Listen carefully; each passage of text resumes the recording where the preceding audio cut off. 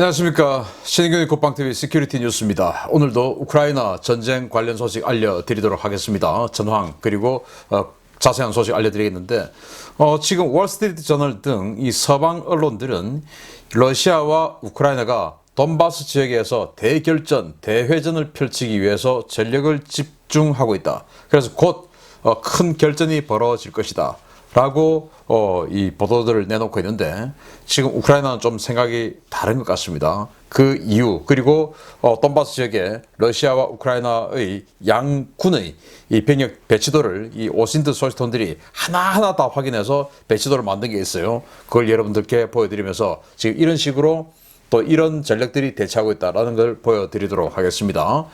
그리고 정말 러시아군은 이 전쟁에 대한 기본적인 그 마인드가 안 돼 있는 것인지, 어떻게 기계화 부대 주의부가 장갑차들이 완전히 뭐 대전차 무기도 하나도 없는 그냥 소총 만들고 있는 경보병들에게 몰살을 당할 수 있는지 희한한 작전이 벌어진 이런 모습 한번 보여드리겠고요. 또 러시아가 너무나 황당한 오폭을 했는데 그 오폭이 좀 굴욕적인 오폭, 그것도 알려드리도록 하겠습니다. 자, 보겠습니다. 신인균의 국방TV 구독, 알림, 좋아요 눌러주십시오.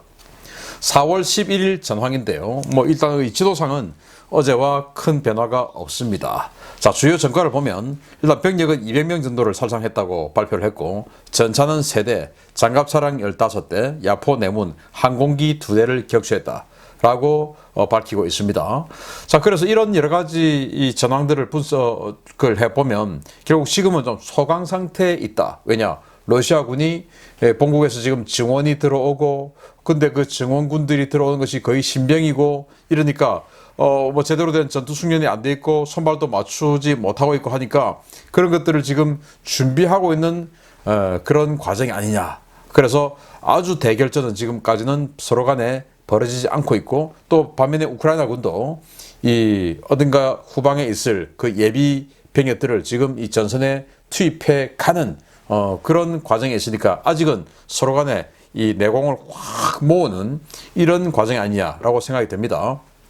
자, 이런 와중에서도 우크라이나는 토치카 U, 그 단거리 탄도미사일이죠. 그 토치카 미사일을 쏘아서 루한스크 지역의 러시아군 탄약창을 파괴했다라고 발표를 했어요. 자, 이 지역에서 전투가 본격적으로 벌어질 텐데 탄약창이 파괴가 됐으니까 러시아군 입장에서는 뭔가 후속 군수 지원에 조금 애로를 겪게 되겠습니다. 지금 그러니까 이 기간 중에 러시아군, 우크라이나군 할 것 없이 서로의 보급 부대를 막 지금 공격을 하고 있어요.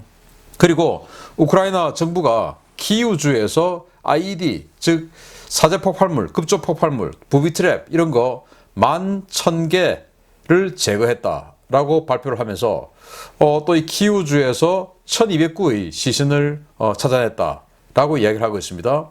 그래서 최초의 이 부차 지역의 그 학살 현장 이런 것들 보면서 우리가 치를 들었는데, 이 키이우주에서 지금까지 1209 이상의 시신을 찾아내었다라는 발표를 하면서 11,000개의 폭발물, 사제 폭발물, 급조 폭발물, 부비트랩 이런 것들을 찾아 제거했다라고 발표를 했는데, 전 이건 조금 믿기가 힘들다라고 생각을 합니다. 왜냐하면 러시아군이 지금 키이우를 물러간 지 열흘 남짓, 그런데 아니 어느 군대가 열흘 만에 11,000개의 IED를 제거할 수 있습니까? 이건 전부 이 IED, 이 우크라이나군 전체가 다 EOD, 즉 폭발물 제거반이라면 몰라도 그럴 수가 없죠.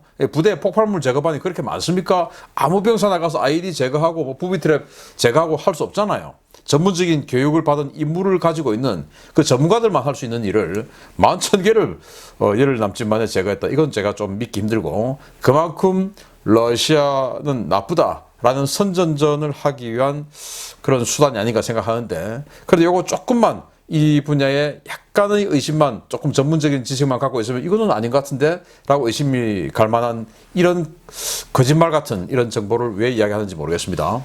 그럼 이런 것 때문에 그동안 했던 다른 주장들, 정보들까지도 전부 이제 의심을 받는 그런 행위가 되는 것인데요. 자, 그리고 러시아는 접경 지역으로 병력을 이동 중이다. 그래서 이 지역에 아주 강한 이를테면 원기옥을 모으고 있다. 이렇게 볼 수가 있고요. 그리고 러시아가 정말 해서는 안 되는 짓을 드디어 했습니다. 이 헤르손 지역에 지금 우크라이나군의 공세가 지속되고 있으니까 빠져나가려고 하는 이런 러시아군들 뒤에서 헤르손 시민들이 계속 이제 반러 시위를 해나가고 있죠. 그런 반러 시위를 하는 헤르손 시민들에게 총을 쏴버렸답니다. 총 쏘면 안 되죠. 그래서 이제는 유혈 사태가 벌어지기 시작했는데 헤르손 시민들이 보다 더 흥분하게 될 테고 아마 내일쯤 되면 더 비극적인 뉴스가 나오지 않을까 우려가 되기도 합니다. 그리고 이건 정말 사실이라면 안타깝고 우려스러운 그런 뉴스인데요. 러시아가 드니프로에 집중적으로 미사일 공격을 했는데요. 칼리브르라고 하는 러시아판 토마호크 미사일이 있습니다. 그 칼리브르 미사일을 이 드니프로에 10발을 쐈다고 합니다. 그 중에 4발이 목표물에 명중을 했고 6발은 요격이 되는데 그 4발이 공교롭게도 물론 뭐 그걸 사실은 찾아서 때렸겠지만 슬로바키아가 우크라이나에게 정말 신속하게 배송해준 S-300 지대공 미사일 시스템 그게 적재가 되어 있는 창고를 때려버렸답니다. 그래서 그게 뭐 야전에 배치가 되고 지대공 미사일을 하는 게 야전에 배치되어서 자신의 능력을 발휘하기 시작했을 때 무서운 것이지 그냥 창고에 들어있으면 그냥 쇳덩어리죠. 그 상태를 때려버려서 슬로바키아가 준 그 S-300 지대공 미사일 시스템이 작전 한번 해보지도 못하고 파괴됐다 라고 러시아가 발표를 했고 이에 대해서 우크라이나 정부는 노코멘트 하고 있고 슬로바키아 정부는 무슨 소리냐 우리가 준 미사일은 아직도 잘 있다 파괴됐다는 보고 없다 이렇게 주장을 하고 있어요. 그래서 정말 러시아가 이걸 찾아내서 때렸겠죠. 사실은 뭐 이렇게 우리 줬어 그리고 갔어 이렇게 자랑을 하고 기차까지 보여주면서 자랑을 하고 이동을 시켰다. 이건 저는 뭐 굉장히 러시아를 모독하고 나 좀 때려줘 하는 뭐 그런 것으로 보는데 누가 봐도 제가 봐도 그냥 우크라이나 지도 펼쳐놓고 보면 앞으로 전쟁이 이 지역에서 벌어질 텐데 그럼 이 지역의 러시아군 항공력을 약화시키기 위해서 이 드니프로 여기다가 S-300 갖다 놓겠다. 제가 봐도 그냥 뻔한 이야기인데 그리고는 기차 실어서 보냈다. 그럼 여기 있고 그러면 이 드니프로의 역 어딘가 인근에 S-300이 왔을 것이다. 누구나 생각할 수 있죠. 그러면 여기에다가 정찰병, 뭐 위성 딱 쪼아서 보면 어딘가 퍼뜩 뭐 알 수 있죠. 그러니까 거기다가 미사일 만든 것인데 너무 선전전을 과하게 한 것이 아닌가.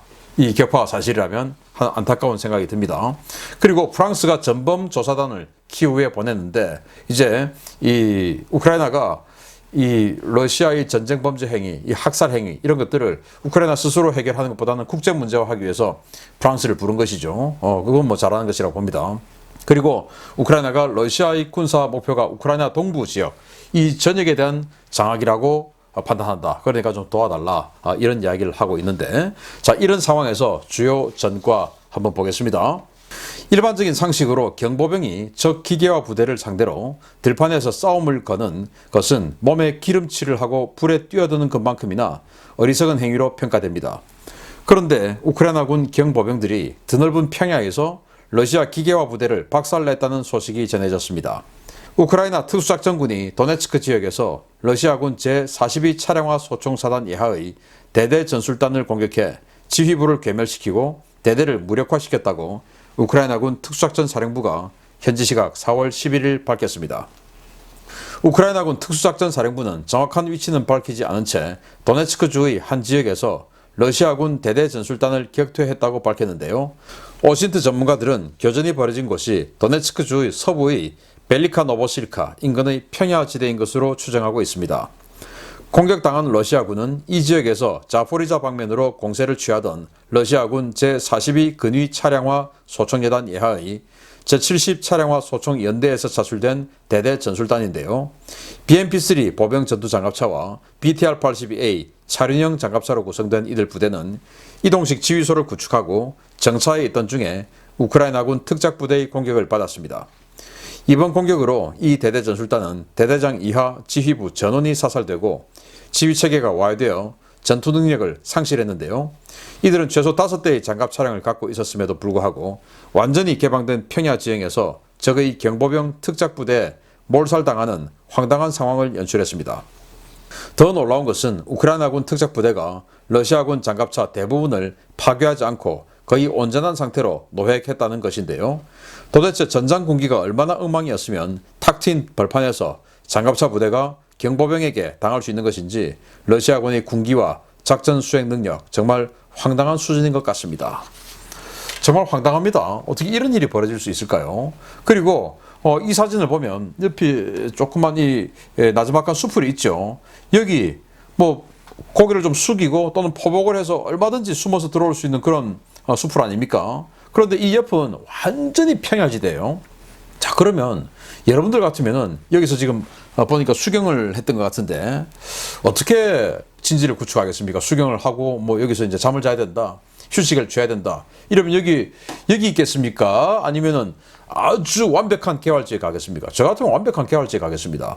여기 아마 멀리서 정찰하고 있는 우크라이나군에게 들키지 않으려고 이런 숲을 쪽에다가 배치를 한 것 같은데 이건 특수부대에게 나 잡아 잡수세요 하는 거 똑같지 않나요? 차라리 완벽한 개활지에다가 딱 양사방으로 5대의 장갑차가 있다면 양사방으로 장갑차를 경계에 세워놓고 그리고 외곽에 한두 명씩 경계병을 세우고 그리고는 장갑차 5대면 한 2대씩 이 기관총 경계 세우고 그리고 나머지가 휴식을 해야지 어떻게 이렇게 해놓고 다 그냥 휴식을 할 수가 있나요?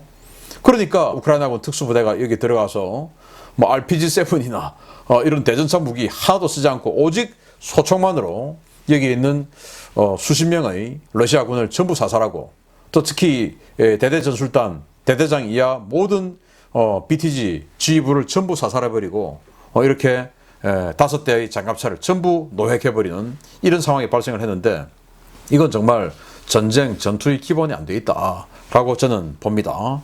자, 그래서 이 위치가 마리우폴에서 거의 북쪽의 위치인데 여기까지 지금 우크라이나군의 특수부대가 들어오고 있으면 곧 마리우폴하고 연결될 수도 있지 않겠습니까? 뭐 이런 상황에서 러시아군이 정말 이 대대장이 자기는 멀리서 바라보는 우크라이나군의 목측 눈으로 보는 정찰 부대에게 들키지 않을 거야 하고는 숲에다가 숲 한켠에 이쪽은 개활지고 이쪽은 숲에다가 장갑차를 배치하고 거기서 수경을 했는지 몰라도 그 숲으로 들어온 적의 특작 부대에게 완전히 지금 털리고 다 죽고 말았죠. 이런 걸 보면 정말 이 러시아군의 이 지휘부의 판단 능력 이런 것들이 마치 2차 대전 초반에 스탈린이 야조프시나 해서 제대로 된 군 지휘관들 전부 다 숙청하고 제거하고 해서 뭐 동네 건달들이 지휘관 맡고 장군 맡고 해가지고 아무것도 모르는 이런 상황에서 전쟁을 해서 어마어마한 비극을 당했던 그런 거하고 좀 비슷한 수준이 아닌가라는 의심이 살짝 들기도 합니다. 아무튼 참 황당합니다. 러시아군. 두 번째입니다. 또 황당합니다. 상태가 이상한 것은 러시아군 장병들의 군기와 전투 능력만은 아닌 것 같습니다. 러시아 전투기가 우크라이나군의 방공망을 뚫고 용감하게 자포리자주의 상공으로 침투해 러시아 공군 최강의 재래식 공대지 미사일로 목표물을 잿더미로 만들었다는 소식입니다. 그런데 그 목표물은 공원에 있는 공중 화장실이었습니다. 최근 우크라이나군 구식 SA-3에 격추당해서 망신을 당했던 러시아군의 최신의 전폭기 수호이-34 풀백 전폭기가 현지 시각 4월 10일 자포리자주 소도시 후리아이풀 지역의 우크라이나군 지휘소 공습에 나섰다가 엉뚱한 표적을 때렸다고 복수의 워싱턴 소식통이 현지 시각 4월 11일 리포트했습니다. 크림반도에서 이륙한 것으로 추정되는 수호이-34 전폭기는 최근 우크라이나군의 대공 경계가 대폭 강화된 자포리자주 지역의 소도시 후리아이풀에 있는 우크라이나군 야전 지휘소를 노리고 KH-29 공대지 미사일을 탑재한 채 표적을 향해 날아갔습니다. KH-29 나토 코드 AS-14 캣진 이 미사일은 적의 군수 공장이나 강화 콘크리트로 만들어진 벙커, 교량이나 경납고 1만 톤 이상의 함정 등을 공격하기 위해 개발된 고위력 공대지 미사일인데요. 최대 사거리는 30km가 채 되지 않지만 탄도 중량이 무려 320kg에 달하는 무지막지한 미사일입니다. 러시아는 이 미사일에 반능동 레이저 시커 또는 전자광학 시커, 영상 적외선 시커 등 다양한 유도 장치를 적용해 운용 중인데요. 매버릭 수준의 정밀도를 가졌다는 이 미사일은 후리아이풀에 있는 표적 대신 도심 외곽에 있는 공원의 공중 화장실을 강타해 거대한 크레이터를 만들고 화장실을 잿더미로 만들어버렸습니다. 우크라이나 워싱턴 소식통들은 이 소식을 전하며 러시아에게 있어 이 공중 화장실은 굉장히 중요한 전략적 표적이었던 것 같다라고 조롱하고 있는데요. 이번 전쟁 내내 러시아제 무기는 카탈로그 데이터로만 완벽하다는 사실이 점점 더 명확해지고 있는 것 같습니다. 자, 이 미사일인데요. 보시다시피 여기 뭐 TV 시커 같은 이런 시커가 있는데 직접 광학, 그러니까 렌즈로 보면서 조정하기도 하고, 적외선, 그러니까 주간에는 그냥 일반 렌즈로 보면 되지만 야간에는 일반 렌즈 어두워서 안 보이죠. 그래서 적외선 렌즈도 들어있고 뭐 이런 여러 가지, 또 레이저 거리, 이런 여러 가지 센서가 붙어 있어서 아주 정확하게 타격할 수 있어요. 그래서 이 미사일이 목표를 향해서 들어가는 걸 무장사가 끝까지 컨트롤하면서, 왜 렌즈가 있으니까 끝까지 컨트롤하면서 정확하게 타격할 수 있는 이런 미사일입니다. 마치 매버릭 미사일처럼 그런 이동하는 표적까지 타격할 수 있다라고 자랑하는 건데, 매버릭보다 어마어마하게 강하죠. 탄도 중량이 무려 320kg. 그래서 그 전체 중량이 690kg짜리 미사일인데 탄도 중량이 320kg이면 거의 절반 정도가 탄도 아니겠습니까? 이 미사일의 절반 정도가. 그 말은 뭐냐? 사거리를 30km 희생을 하더라도 위력을 엄청 강하게 만든 것이죠. 예를 들어서 함대한 미사일, 공대한 미사일인 하푼 뭐 이런 것보다 훨씬 적은 무게를 가지고, 그렇지만 하푼이 이 탄도 중량이 225kg인데 그거보다 무려 100kg이나 더 많은 320kg의 탄도 중량을 가지고 있으니 얼마나 오히려 오직 위력에 시체말로 몰빵을 한 이런 미사일이 되겠습니다. 그래서 수호이 34 풀백 이 전폭기에 달고 가가지고 정말 제대로 쫙 쪼아서 완전히 그냥 유도를 해서 딱 때려서 어마어마한 화구를 만들었죠. 이렇게 큰 화구를 만들 정도로 때렸는데 여기가 우크라이나 군의 지휘부로 생각을 하고 때렸던 겁니다. 그랬는데 알고 보니까 여기 있는 공원인데 공중 화장실이었어요. 공중 화장실을 때리기 위해서 그 전폭기를 전선 지역에 보내서 위험 부담을 감수하고 이 비싼 미사일을 때리고 공중 화장실을 없애가지고 우크라이나 군의 어떤 그 컨디션을 떨어뜨리려고 했을까요? 그래서 이 화장실이 이렇게 크레이터가, 화구가 생긴 것을 보고 뭐야 이거 하고는 이제 뒤져봤더니 이런 잔해들이 나온 거죠. 이런 잔해들은 결국은 KH-29의 미사일이었습니다. KH-29. 야, 러시아가 이런 황당한 오퍼까지 했는데 참 재밌습니다. 자, 세 번째, 본격적인 이 전황, 앞으로의 예측 한번 해보도록 하겠습니다. 러시아가 이번 전쟁 이후 대공세의 방향을 돈바스 지역이 아닌 자포리자 쪽으로 바꿨을 수도 있다는 미 정보 당국의 판단이 나온 가운데 양측의 대규모 결전이 임박했다는 관측들이 쏟아져 나오고 있습니다. 그런데 양측 모두 정상적인 전투를 벌일 수 있는 상황은 아닌 것 같습니다. 러시아가 하르키우주 이지움 일대에 대규모 병력을 밀어넣기 시작했으며 우크라이나도 이 지역에 많은 수입 병력을 집중 배치하면서 이른바 돈바스 대결전이 임박한 것으로 보인다고 월스트리트 저널이 현지 시각 4월 10일 보도했습니다. 월스트리트 저널은 복수의 정보 관계자를 인용해서 러시아군이 키이우 일대에서 철수한 병력과 장비를 모아 신규 투입된 자원과 재편성을 마친 뒤에 수백 대의 차량으로 이들 병력을 이지움 일대에 집중 배치하고 있다라고 전하며, 이에 대응해 우크라이나도 키이우 전선에 투입되었던 부대들을 돈바스 방면으로 이동시키고 있다라고 전했습니다. 러시아가 하르키우 이지움 축선에 배치한 부대는 확인된 부대만 제1근위 전차군과 제35연합군, 제6연합군, 제5연합군 등 4개 야전군급 부대인데요. 이들은 편제상으로는 야전군 체계지만 각 부대의 실제 병력은 사단급 수준을 조금 상회하는 규모로 대부분 대대 전술단 편성을 취하고 있습니다. 문제는 이에 대응하는 우크라이나군의 전력이 과연 어느 정도냐 하는 것입니다. 우크라이나는 하르키우 이지움 축선에 동부전선 사령부 예하 부대였던 제17 전차여단과 제113 영토방위여단, 제92 기계화여단, 제25 공중강습여단, 제81 공중강습여단, 제57 차량화 소총여단 등의 병력을 배치하고 있는데요. 현재 전선에서는 이들 부대 외에 우크라이나의 전략 예비 병력들이 전혀 식별되지 않고 있습니다. 우크라이나는 최근 서부전선 사령부에서 차출한 제14, 24 기계화여단, 북부전선 사령부에서 차출한 제1 전차여단과 제30, 제72 기계화여단, 예비 전력으로 동원된 3, 5 전차여단과 제15, 33, 60, 62, 63 기계화 여단 등 다수의 부대가 재편성이 끝났거나 증편 중이라고만 밝히고 있을 뿐 구체적인 위치나 상태를 전혀 공개하지 않고 있습니다.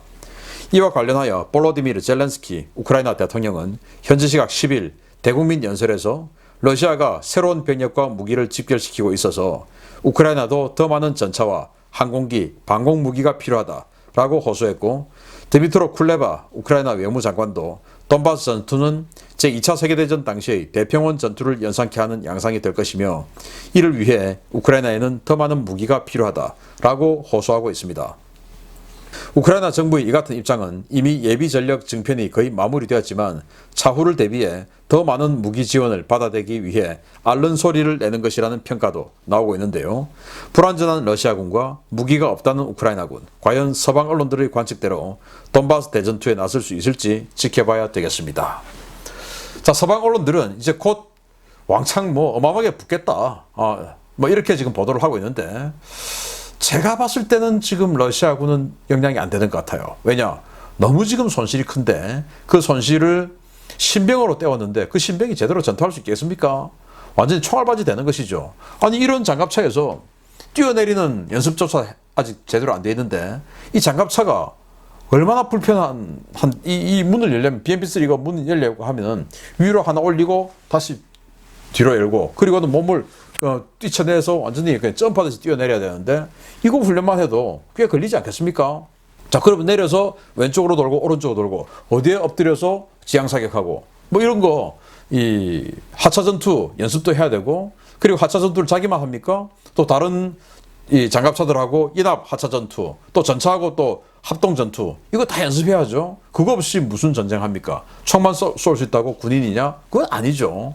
그래서 러시아군도 이런 손발을 맞추는 기간이 좀 더 필요하다라고 저는 생각을 하고, 우크라이나군은 아직 안 됐다, 우리는 무기가 없다, 탱크가 없다, 이렇게 이야기하고 있어요. 그래서 어제 우리나라 국회에서도 젤렌스키 대통령이 연설을 했는데 무기를 좀 달라, 이런 연설을 했지 않습니까? 저는 그걸 보고 참 우리나라 정말 참담하다라고 생각을 했습니다. 무기를 주고 안 주고는 이 정부 대통령의 판단이겠지만 어떻게 그 연설을 국회 의사당을 놔두고 그 옆에 있는 도서관, 무슨 세미나 하는 것도 아니고, 저 그 세미나 하러 도서관 회의실에 많이 갔는데 그냥 세미나 하는 장소예요. 거기다가 이런 영상을 틀게 했다라고 하는 것은 정말 러시아 눈치를 이렇게 극도로 보는가라는 생각이 들어서 좀 착잡한데요. 아무튼 제가 따로 우리 한국군에 이 러시아제 장비들 많이 있습니다. 그런 것들과 함께 우크라이나에 즉시 지원한 무기들, 또 이걸 주었을 때 우리의 공백, 그 공백을 메울 수 있는 그런 기간, 이런 것들을 제가 사실은 저도 여러 가지 루트가 있지 않습니까? 그래서 취재를 해서 제대로 딱 만들어서 여러분들께 한번 알려드리도록 하겠습니다. 그래서 대통령이 결심하면, 문재인 대통령은 절대로 결심하지 않겠지만 윤석열 대통령이 결심하면 도대체 얼마 만에 이게 해결될 수 있고, 우크라이나에 갖다 줄 수 있고, 어떤 전력을 갖다 줄 수 있고, 우리는 그걸 얼마 만에 채울 수 있느냐, 다시 어떤 부대를 비웠으면 부대를 다시 채워야 되지 않습니까? 그런 것들을 제가 여러분들께 주말에 알려드리도록 하겠습니다. 아무튼 이렇게 우크라이나군은 시간 좀 있다, 아직 안 한다, 그러니까 여러분들 거 빨리 좀 더 주세요, 이런 차원이 아닌가라고 생각하고, 자, 그래서 이 지도를 한번 보시겠습니다. 이게 오신트, 즉 이 우크라이나 전쟁만 연구하는 민간인들이 야, 여기서 봤어, 이런 것들 다 하나하나 취합을 해서 이 부대 배치 현황도를 만든 거예요. 정말 대단하죠. 그래서 러시아군 거는 비교적 자세하고 정확해요. 아까 말씀드린 35 연합군, 또 여기 20 연합군 있죠. 그리고 또 여기 1 근위 전차군, 그리고 6 연합군, 이렇게 해서 4개 야전군급 부대가 있고, 그 앞에 이런 식으로 여단, 연대 쫙 있는데, 연대는 실제로는 이제 대대전술단 BTG 정도로 보면 되죠. 이렇게 많이 있는데, 우크라이나군은 그냥 박스가 이거밖에 안 돼요. 연두색이 우크라이나군인데, 여기에서 있는 거 128 산악여단, 그리고 57 차량화 여단, 81 공정여단, 또 25 공수여단, 17 전차여단 이런 것들 다 기존에 있던 거예요. 있던 거고 요거 딱 하나 4 전차여단 이것만 우크라이나군이 예비부대를 만들어서 예비군을 편성해서 지금 추가로 투입된 부대거든요. 그런데 지금 키우 전선 끝났죠. 그래서 거기에서 나온 뭐 여유 병력들 분명히 있을 겁니다. 그리고 또 우크라이나군이 만든 이 예비 병력들이 얼마나 많이 있습니까? 제가 아까 말씀을 드렸는데 이 3전차예단, 5전차예단, 5전차예단은 오데사 방어를 했는데 오데사 이제 끝났죠. 그러니까 어딘가 이동하겠죠. 그리고 15, 33, 60, 62, 63 기계화 예단 이런 일반 완전히 알보병 아니고 탱크와 장갑차로 이루어진 전차와 기계화 예단들이 이렇게 많이 있는데 그건 지금 어디 있는지 전혀 알 수가 없어요. 그래서 그 부대들이 실제로 뭐 사람 모았다고 해서 부대가 다 되는 건 아니고 그들을 훈련시키고 연습시키고 손발을 맞추고 또 집단 전술 이런 것들까지 다 연습한 건 이제 부대가 완벽하게 되는 거 아니겠습니까? 그러면서 그들에게 탄약과 여유분이 있는 탄약과 물자를 지급해 줬을 때 부대가 진짜 싸울 수 있는 것이거든요. 그렇게 해서 이 지역으로 만약에 왔다면 제가 봤을 때 러시아군이 이기기는 힘들지 않을까라는 생각이 듭니다. 왜냐? 우크라이나군은 예비군을 모은 거고 러시아군은 신병을 모았기 때문에 예비군이 훨씬 낫죠. 신병보다 압도적으로 예비군이 우수하죠. 그래서 이 우크라이나가 이기지 않을까라는 예상을 해봅니다. 계속 여러분들께 연구해서 분석해서 알려드리도록 하겠습니다. 마치겠습니다. 감사합니다.